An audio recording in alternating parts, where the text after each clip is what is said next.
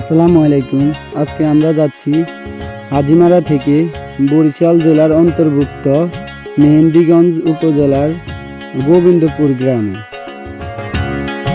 এই রাস্তাটা শুধু ভৌগোলিক নয়, এটা এক ধরনের যাত্রা যেখানে নদী, চর এবং মানুষের জীবন একে অপরের সাথে জড়িয়ে আছে। এই চরের শত শত পরিবার প্রকৃতির সঙ্গে লড়াই করে বেঁচে আছে। এই গোবিন্দগঞ্জ গ্রামটি একটি চর জায়গা বসতি। এখানে স্থায়ী ঘর খুব কম, বেশিরভাগই চরে চাষ করা গৃহস্থ বাড়ি।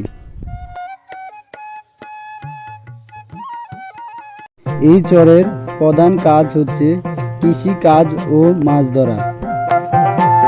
সত্যি বলতে চরের এই রাস্তাগুলো আমাকে অনেক মুগ্ধ করছে। রাস্তা দিয়ে হাঁটতে হাঁটতে এই মুরব্বির সাথে দেখা। উনি এখন নদীর ঘাটে গিয়ে ট্রলার দিয়ে ওপারে উলানি লঞ্চ ঘাট যাবে। উলানি লঞ্চ ঘাট দিয়ে বরিশাল মাত্র 100 টাকায় যাওয়া যায়। ওনার সাথে কথা বলে আমার খুব ভালো লাগলো। গ্রামের মানুষগুলা অনেক সহজ সরল হয়। উনি অনেক ভালো মনের মানুষ ছিল। এরপর আমিও চলে আসি নদীর ঘাটে। এই জেলেস ভাইয়ের সাথে কথা হচ্ছিল, উনি জাল ঠিক করছিল।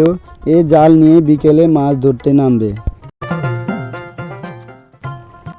আজকে সারাদিন নদীর আর চরের সৌন্দর্য মিলে সারাদিনটা আমার ভালোই কাটলো।